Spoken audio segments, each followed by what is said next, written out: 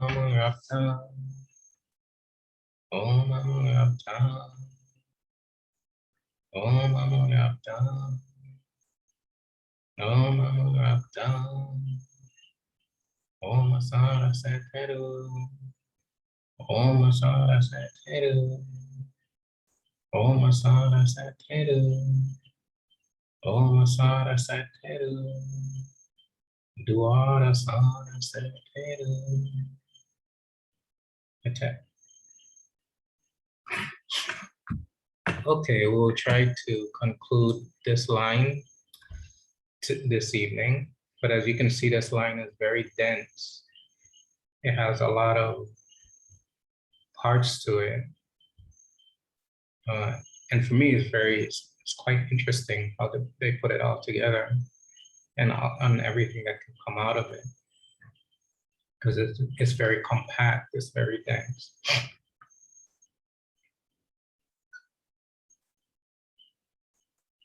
So let's go down to the process.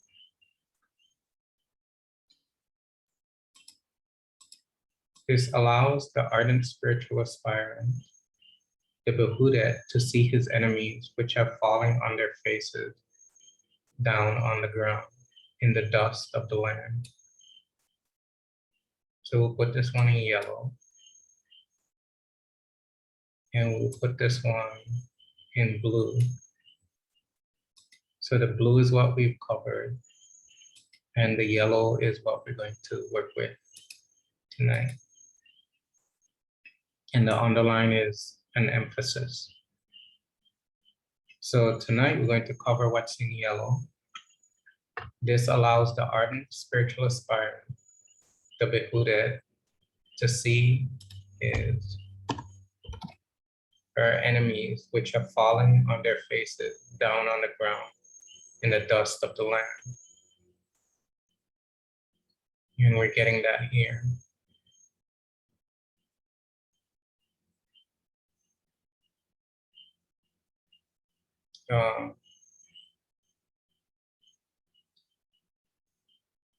Ari en hem, Nura, Azit, Eret, Her, F, Ma, N, F, Sebao,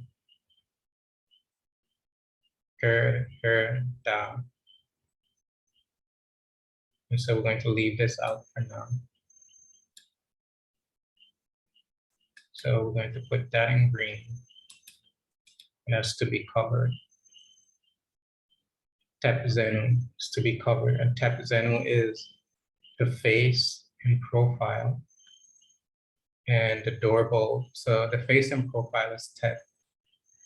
And Zenu is the door bolt, the wave line, which is an N phonetic value, and the 3 vertical stripes, which gives the indication of speaking in plurality, more than one. And here you have Ma and F, C of he, so he sees Sebao enemies.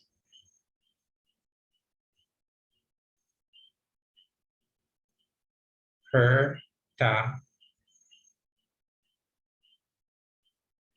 her, ta. Ker means to like fall down. You can see the man bent over with his arms down. That means to fall down, to go downwards. Her, ta, on the land, so fall down on the land. So his face is falling down on the land. And so, philosophically speaking, that would relate to, it turns out, when you put it in a philosophical facet, this allows the ardent spiritual aspirant, the Behudet, to see her enemies, which have fallen on their faces down on the ground in the dust of the land. So again, we're going directly by the text itself. and we're translating them. And then we're taking that translation and we're producing a philosophical posit, but the philosophical posit must be rooted in the translation. So you can't say something in a philosophical posit that is not present in the translation, or else it'll be disjointed. And you can't say anything in the translation that's not rooted in a transliteration, or else the translation will be off and your philosophical posit will be off. So that's how you have to work with these things. You have to make sure you know what you're talking about. And you have to make sure that whatever you're saying philosophically can be substantiated by the hieroglyphic text inscription, or else it will not work. And so those are things we have to be careful of. So this allows the ardent spiritual aspirant. So we're going to start here. You know, what it means to be an ardent spiritual aspirant. It doesn't mean that you're to be perfect, because there's no perfection in there can be no perfection in your personality. So let's start there. Because at times, spiritual aspirants, when they first approach or get into the teaching, especially if an aspirant is very sincere, they can relate a mistake. Let's say someone yells at them and they get upset and they return the negative energy. Then they'll go back and they'll be hard on themselves. They say, you know, how could I have done this? Look at me, I'm supposed to be practicing the teachings, and look what I've done. But it doesn't work that way. And the reason why you cannot be perfect in every little thing that you do, especially on the level where you're an aspirant. So you're striving to grow in the teaching, is because of the Aryu that's essentially stored in your unconscious mind. And you may be practicing with good intentions, but you still have the Aryu, the remaining Aryu, to contend with. And the reason why that Aryu will come up and cause an issue is so that you can examine it, you can do a self-appraisal of your personality, and then you take a corrective measure, you take a corrective action. Your corrective action in and of itself may take time for you to become seated in your corrective action, because the Aryu may be so strong. So let's say you have an issue. Let's say, you know, some people like using profanity, like, you know, using bad words, cursing. And you might decide, well, you know, I'm not going to do that anymore. I'm not going to curse anymore. What's going to happen is that it's like a train. A train takes a few minutes to actually get to a stop. It has to slow down for a long period of time before it gets to a stop, because it has so much weight behind it. It's stopping while it's slowing down, but it's moving. It's slowing down, but it's moving. Similarly, any negativity in your personality may be dissipating while you're improving, dissipating while you're improving, dissipating while you're improving. So you have to do a self-evaluation and to see where you are getting better, where you are improving, and offer yourself the self-compassion, meaning offer yourself understanding and don't be so hard on yourself.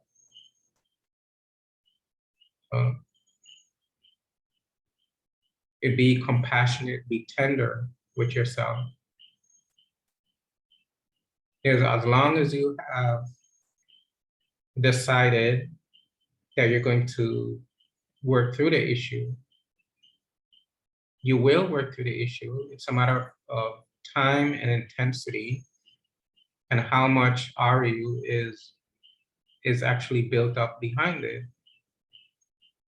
You can't go counting the RU or quantifying the RU because that's stored in the unconscious.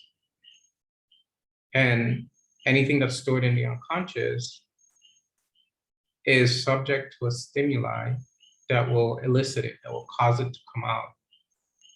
And it comes out in your personality, your actions, your thoughts, your feelings, and what you do, your actions. So ardent spiritual aspirant is someone who is bent on growing spiritually. And by that, I mean, you're not the type of person who will say, okay, I'm in the spiritual path, but I can do this over here, or I can do this over there, and it's okay. An ardent spiritual aspirant is someone on the path and is striving to grow in the teaching, in the philosophy, to the best of their capacity. But it's a daily process. And it's a process of continual and constant spiritual practice. So you're not the type of person who is going to say, well, it's okay to miss my meditation today. That's fine. Or it's okay that I don't do my devotion today. That's okay. If you miss a meditation, if you don't do your devotion, you're not saying it's okay. You're saying, okay, it didn't happen because perhaps I wasn't thinking about it. I'm not concentrating enough. I'm not putting enough energy into it. So it's something that should happen, but I missed today. So then you offer yourself the self-compassion. But at the same time, you're striving, you're moving forward, or you're attempting to move forward. And compassion doesn't mean that you're accepting your negativities as your default mode. It means that you recognize, compassion means that you recognize that you've made a mistake and that it's where you are now, but it won't be where you are indefinitely, and you're making changes. So it doesn't mean to get down on yourself. And actually getting down on yourself and acting, with self-recrimination is actually an egoistic act. It's an egoistic act because you cannot really do anything that, from the perspective of reality, you are not really doing anything. From the perspective of reality, this is a dreamlike experience that is going on. And what is in control of it is the mind. And so you have to gain control of your mind so you can direct your destiny. And that direct your destiny towards enlightenment. towards spiritual illumination. So to do that, you have to control the mind. You have to control your feelings. You have to control your emotions. And again, I'm saying it like that, but these are things that you grow into by daily practice. It's not going to happen on, on a dime or in 1 or 2 months, or maybe not even 1 or 2 years. But you're striving and you're working towards controlling. If you're the type of person, or if you hear someone says, well, I don't want to control my mind, or there's no possible way I can get to controlling my mind, then that's not a person who is serious about spiritual development. And that's not a person who is ready. It takes a mature person, a mature personality. And a mature personality is one who is, you've sown your wild oats, you've done your thing, you played your games. Now you're getting serious about life, because hopefully you've discovered certain hard truths about human existence. And one of those hard truths is that there's no happiness in human existence, no true happiness. And everything that a human being does leads to some form of disappointment or suffering or hardship. Anything that you do, it doesn't matter what you do, it's always going to lead to an unfortunate situation, or a situation that presents with some disappointment or some instant or period of suffering. And the reason why is because that's how the world is. And there's nothing that you can do to change the world in that respect.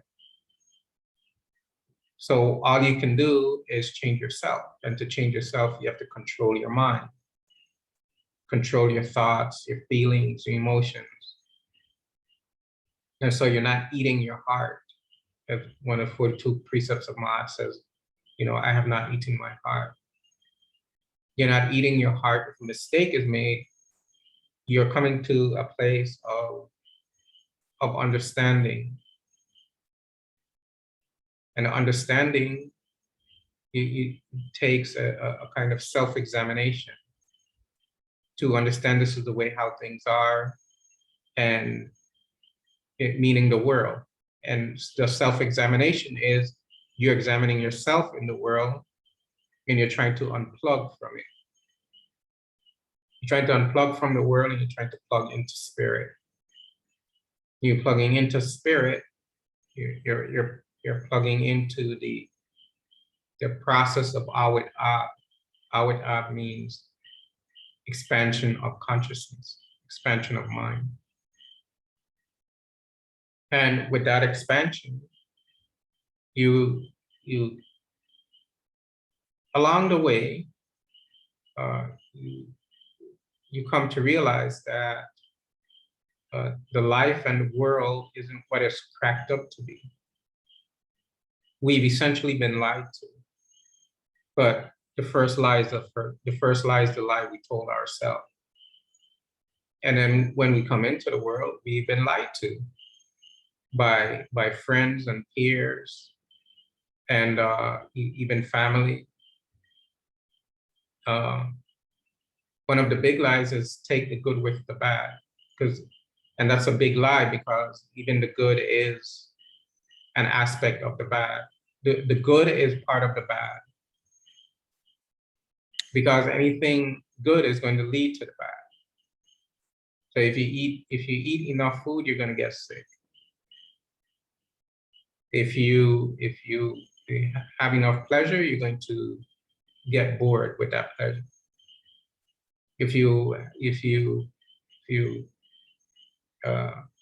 whatever enjoyment you have is going to lead to something. Even people who have been married for a long period of time, they're not always happy together. They've learned how to live with each other, but they're not happy all the time. If something happens and they get annoyed or they get upset or whatever, even that is a delusion. So the ardent spiritual aspirant realizes this about the world, understands this about the world, and live life in such a way that allows for a greater development of, a higher development of spiritual consciousness.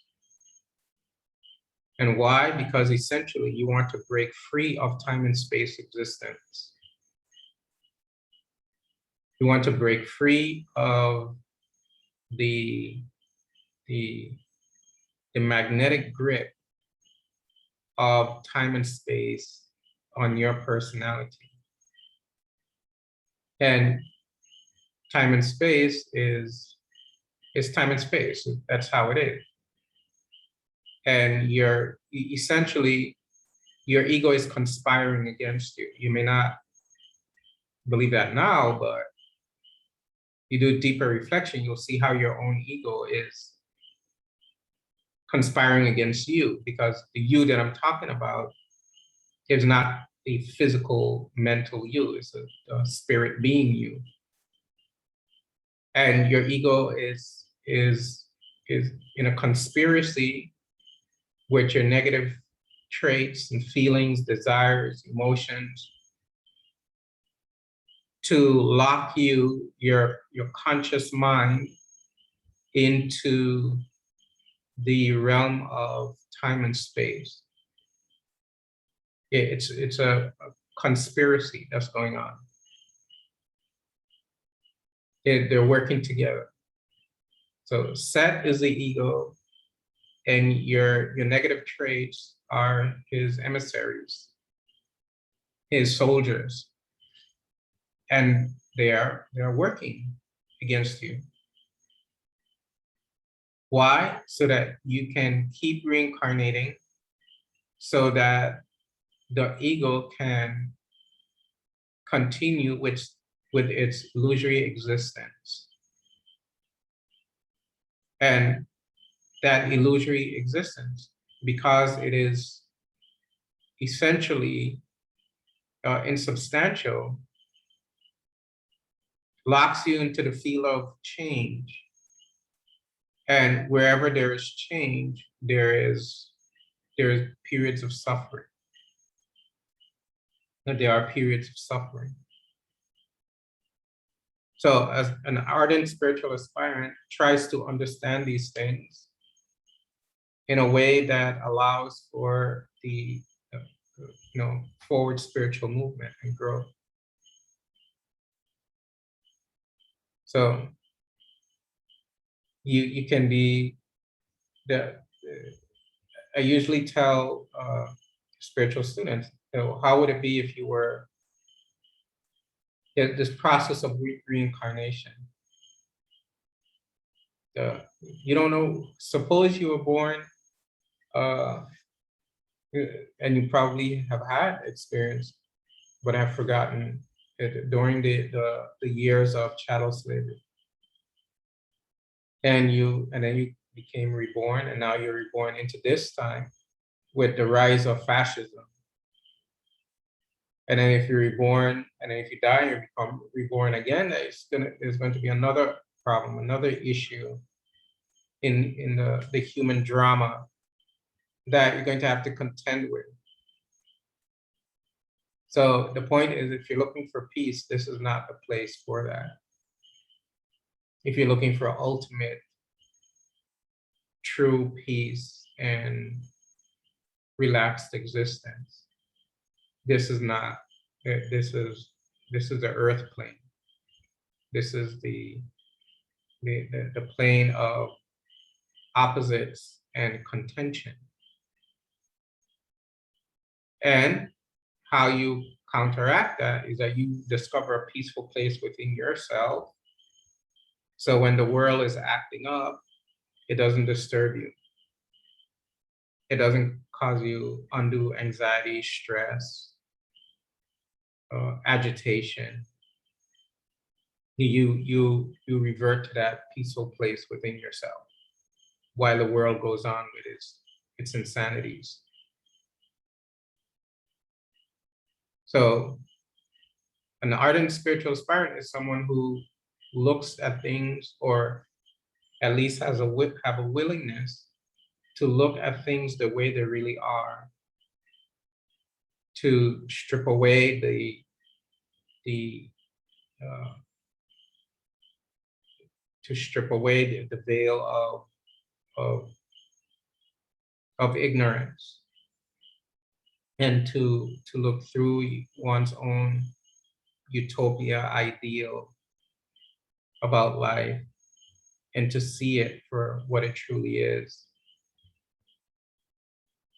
And this happened to the Buddha, who before he became the Buddha, he was a prince named Siddhartha. And he lived in a palace. He had 3 palaces. In the winter, he would move to the summer palace. In the summer, he would move to the winter palace. So he's always in a place where there was very nice weather. So he would not be in the cold during the winter, because he would move to a palace that was more temperate. And during the summer, he would not be in the heat. He would move to the other palace that was, cooler, temperate. And the people, and he lived with his father and mother, who were the king and the queen. And this is in India. And they made it so that the only people would be around him would be young people, young, beautiful people, boys that are very handsome and girls that are very pretty and so forth. And then he had his princess. She was a very beautiful lady, and she even bore him a son. And so, and the food, it always had, he never saw a grape that was rotten or anything. He always had fresh vegetables and fresh fruits and vegetables, and the food always tasted good. So he had a utopia he had a kind of vision of life that was not what life really was.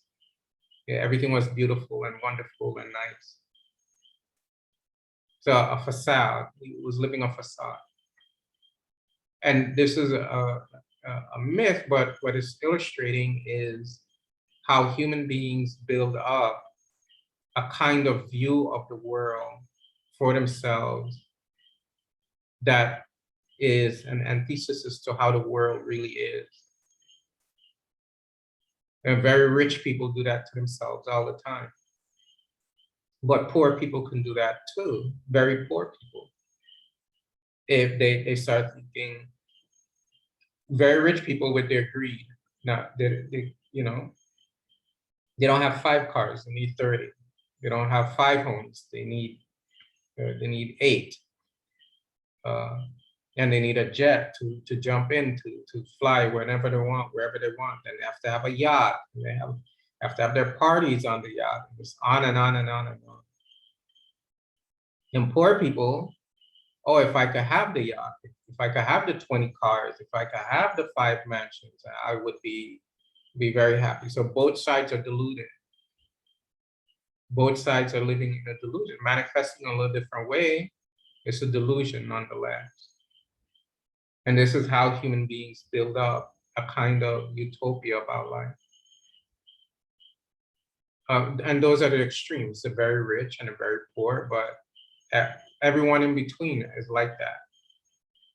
If I could only do this, things will get better. If I could only do that, things will get better. If I find the right person, life will be good. If I get the right job, life will be good. Yeah, always trying to find the next situation that will make life ideal. And the problem is that that is an illusion, that that can never happen, because that's not how the world is designed. So Buddha went out one day and he became curious about what was beyond the palace gate, because he was never allowed to leave the palace gate except to travel to the other palace. And he would do that in a long procession with beautiful dancing girls all around him and so forth. His parents made sure that everything was wonderful. Then one day he left the palace with his caretaker. He came, the first thing he came upon was a very old person. And he asked, what's that? And say, that's an old person. And he asked, do kings also become old? And it was said to him, yes, everyone meets old age if you live longer. So that was the first shock. Then he met a person who was very sick. He asked, what is that? He had never seen a sick person before. He said, that's sickness. He said, do kings become sick? Yes, everyone gets sick at some point. Then he saw a corpse. What's that? Well, that's death. Do kings die? Yes, even everyone dies, even kings die. And the point being made is that the veil of the utopia ideal of life is stripped away by the realities of life. But that's how most people live. And they ignore the signs that life is disappointing. People die and they think about it for a moment, but then they put it out of their mind until the next time it happens, a next family member or friend. They get sick, but they don't really think that sickness is actually a step towards ill health, which is a step towards disease, a step towards death. You don't think that when you're getting sick, you're actually moving towards death. You don't think that. And young people, you know how it is. They believe that they're indestructible and nothing can happen to them, and they'll always be young and have all this energy in their body. They're not thinking that one day their body is not going to be the way it is at that time. You're not thinking those things. And the reason why people don't think those things is because of it. And because if you were to see life the way it really is, you look at it starkly, you would say, well, you would come to the realization of what exactly it is that I am doing here. What is this all about? And that is, you have to be a mature personality to go there. Because then you would start to think that you want out. If this is what life is, I want out. Well, how do I get out healthily? How do I get out the right way? Well, suicide is not going to help, because you're going to come back again to try to rectify the suicide. Because you should not be killing yourself. You should not be eating your heart. You should not be falling into such despair that you take your own life. But people do that. Why? Because life is not what it's cracked up to be. So then how do you healthily do that? This is an internal thought process that you go through. Yeah, well, you have to seek the path of enlightenment. And the ones who seek the path of enlightenment, the end goal of enlightenment is to turn off the process of reincarnation.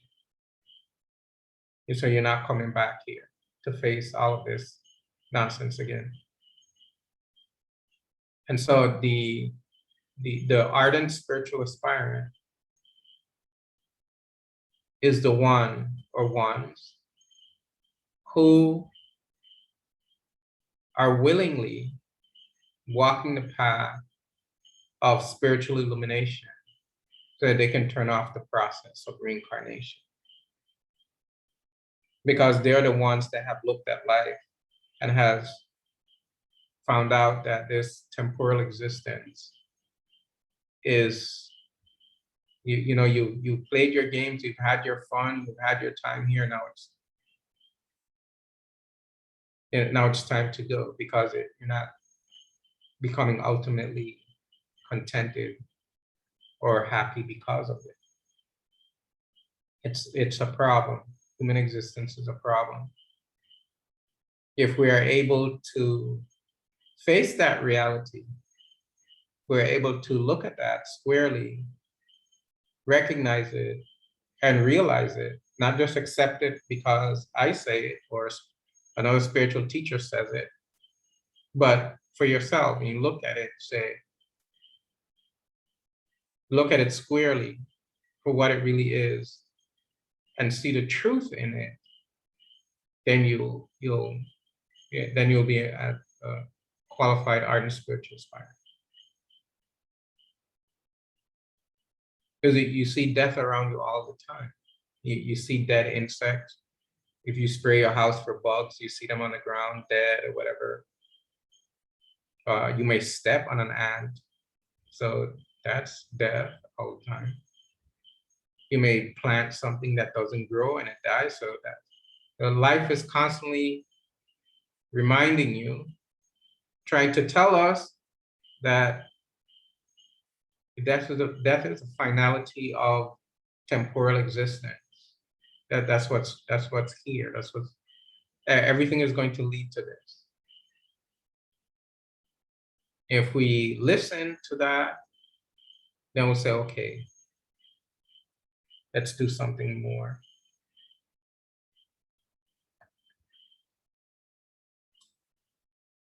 So I'm going to take off the underline from here. I'm going to turn this into blue.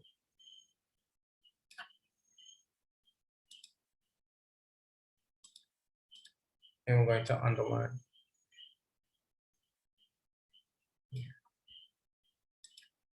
This line is very dense, which is good.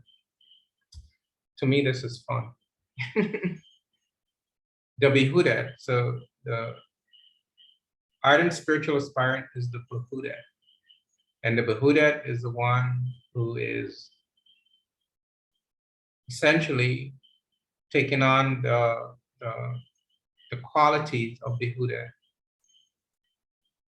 And Behudet is the warrior, is the fighter, the warrior aspect of Peru. So you have many different aspects of Peru. And you see, in our other classes, it's been explained how Peru is interlaced and interlocked with Amun, with Ptah, through the progeny. For example, Khonsu is an aspect of Peru, which is a progeny of Amun and Mut.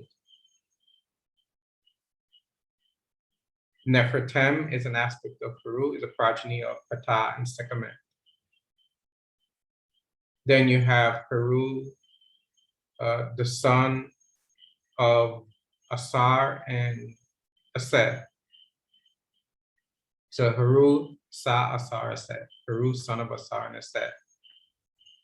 Then Amsumin, who is an aspect of Amun, is also an aspect of Heru. So you have many different kinds of Heru, and it's the one Heru that's manifesting in many different ways or different aspects of the same Heru principle. One we're talking about in this context is Behudet. And Behudet is sort of like Raharakti, as we saw in the opening line.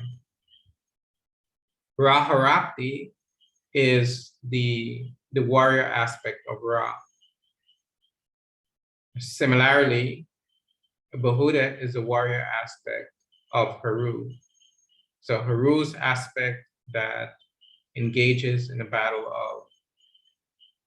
of the supreme spirit, the battle for supremacy over the personality, which is discovery of supreme spirit. So if you are an ardent spiritual aspirant, you are essentially a Behudet. You are operating like Heru Behudet. Why? Because you have these enemies that are constantly attacking you. And this is a spiritual scripture that is using this kind of language to try to convey the psychological principle that is taking place within your personality. So you have two aspects of your personality.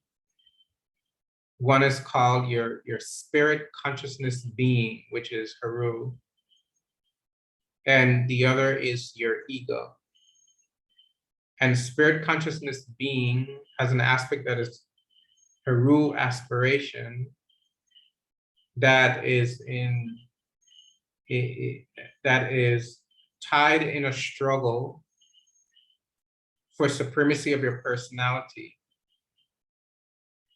And that struggle is with the ego. So Set is the ego, Heru is the aspiration, and Heru Behudet is the warrior aspect of that aspiration that is tied in the conflict with Set, who is trying to dominate your personality.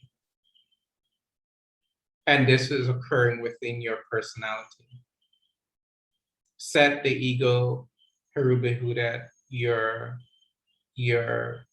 counterforce aspect of your psyche that is working to sublimate, subsume, and redirect the ego that is, that has been constructed as an aspect of your personality and the continuum of mind.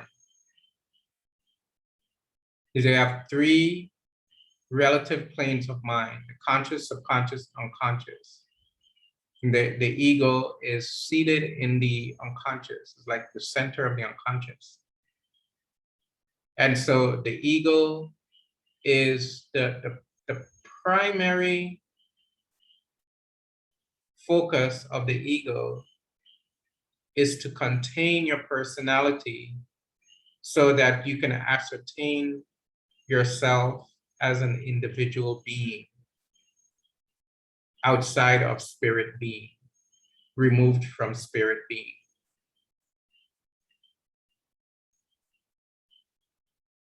And the reason why the ego is doing that is so that it can maintain its relative existence as a principle of mind. But the ego, although it's a principle of mind, directs the mind to an outward consciousness of a body consciousness, meaning that the personality ascertains themselves the sense of I as their body. So with the sense of individuality, the principle of I emerges, and the principle of I is projected towards the body, and not even towards the mind.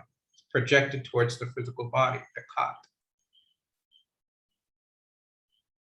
Because the ego is trying to maintain the physical existence experience that you are having as the ultimate reality of being, as this is who you truly are. So the sense of I that develops then is projected towards your body. But since the body is illusory and the mind is illusory, the sense of I cannot fully ascertain the body as being the I principle, because the I always reverts back to its ideation of the body as its possession. So my arm, my legs, my eyes. And the reason why the I has to do that is because the body is essentially illusory and the I is arising from the principle of mind, from the unconscious. You follow? So the I cannot truly, although it's being projected on the body as the essential person, it cannot hold on to that because the sense of I is primarily mental. So because of that, it develops a sense of possession of the body as opposed to a centeredness of the body as being itself. So it's a serious psychological dilemma. And because of that, there's this fragmentation of I. And because of that, that's, you know, I want to put it this way, that now we're going into what it basically means. It means that everyone has a fragmented mind, and that is constitutes insanity. So everyone is insane. Every human being is insane. And you know, there are levels to that insanity. If it gets really bad, then you become like a Jeffrey Dahmer, or you become narcissistic, or psychopath, or sociopath, or something like that. But the problem is stemming from the sense of I-ness. And the sense of I-ness, the stronger the sense of I-ness, the more fragmented the personality becomes. Now, all human beings are fragmented. So all human beings are essentially insane.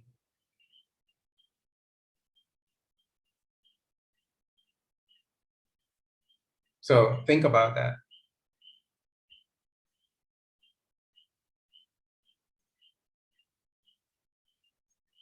Because the sense of I is the ego is this is a very insidious workings of the ego. Because think about it, since the ego is in mind, your body cannot be essential to itself, but it's trying to make it essential to itself. The I can never hold up the body as essential, but it's trying to make it that. And then human beings are using their body in relation to an I that is not fully involuted. I think it's a good word to use regarding this principle. It's not fully involuted in the body, because it cannot, because it's primarily mental. Yet is trying to push through that the body is the I. And since it cannot do that, it has to develop this sense of possession of the body. And developing a sense of possession of the body furthers the fragmentation, because the I cannot possess anything, because the I is illusory. So the I is trying to possess something that it cannot possess, because it is illusory, and what it's trying to possess is also illusory. And that's what happens when you try to possess another human being. And that's how relationships get messed up, because you can't truly possess another person. They can't truly possess themselves, and you're trying to possess that they can't truly possess. And so it's a whole convoluted, fragmented psychological issue. And that's why you need a Behudet aspect to your personality. If you don't have a Behudet aspect to your personality, you'll not be able to resolve the, it's like called it, the predicament of the I-centeredness, or the I sense of self. Because the Behudet aspect is ascertaining, is not ascertaining an I. In fact, the Behudet aspect is refuting the I and ascertaining spirit being. So the Behudet aspect is a counterforce to your sense of I. It's directing you to the reality, which is spirit being self. And therefore, the sense of I is sort of a,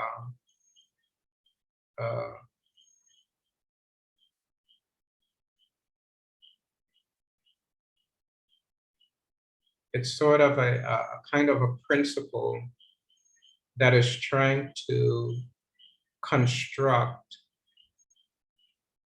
a, it is called an identity. But the sense of I can never really truly construct that identity because it is coming from its own perspective of illusoriness. It's itself is illusory. So it cannot do it. But that's its function in relation to the ego. So this sense of I and construct, your sense of feeling of I as a relative personality is an illusory construct that doesn't have basis in reality. And if you were to deconstruct that sense of feeling of I, what would happen is that you would discover Heru Behudet, you would discover spirit being self. So I have much more to say about this, and we're running out of time because this has to do with the enemies. We have a few minutes, so I'll start it up, and then we'll hopefully get through it next week. So the enemies. Now let's talk about the enemies. Let's name them: anger, jealousy, envy, lust, greed. All of those, anger, depression, melancholy, rage, enmity, resentment, want for revenge, and things like that. All of those things are the enemies. And those enemies are being projected from the sense of I. What the point I'm trying to get across is that this sense of I is a serious problem from the perspective of spirit being, which is Ra. By the act of following and surrender to His Majesty Ra, Creator Spirit Being. And so the point I'm trying to make with this is that this sense of I is trying to countervene that. Countervene your act of following that will lead to a surrender is to discover spirit being. Now, how is the I doing this? That's the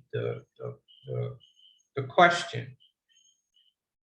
The I is doing this by the enemies,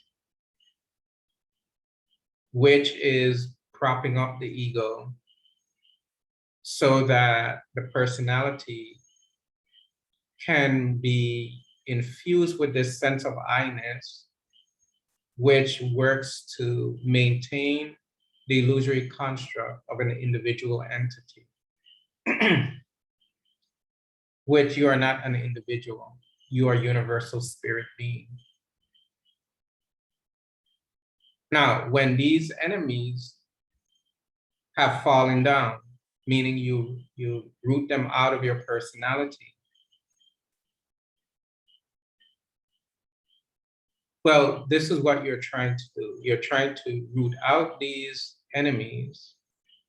You're trying to cause them to fall down to the ground, to the dust. And what I mean by that is that you're trying to purify the mind, and you're trying to purify your sense of I. And how do you purify your sense of I? There's a formula in the Pratem Heru, is an Egyptian Book of the Dead. And the formula redirects the I. So instead of upholding this sense of I as this illusory entity, egoistic construct, it redirects the I towards divinity. So I am Sekhmet, I am Ptah, I am Heteru. And you see, what you're doing is you're deconstructing the ego, and you're deconstructing the ego illusory construct of I, and you're reconstructing a new sense of I. You're reconstructing the I, but that I is now the I of divinity. You're reconstructing your identity as a divinity.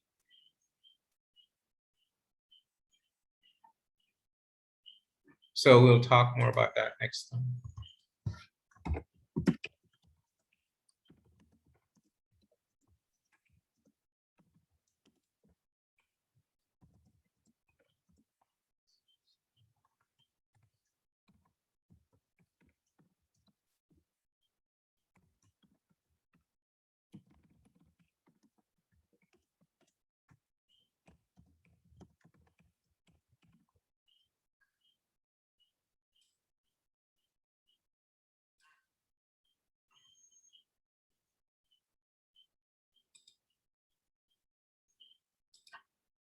Okay, so that's where we'll pick up next time.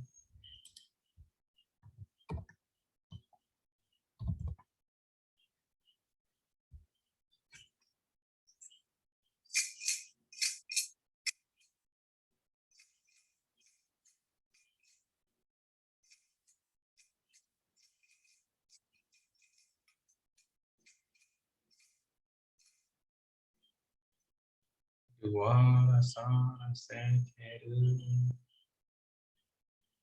Duara sana senteru. Duara sana senteru. Duara sana senteru. Om Mati Ma Kiru. Kiru Ma Kiru. Attack. Dua. Okay, good night, Heru Behudet. Until we see each other again. Dua. Dua Hatep. Dua Hatep.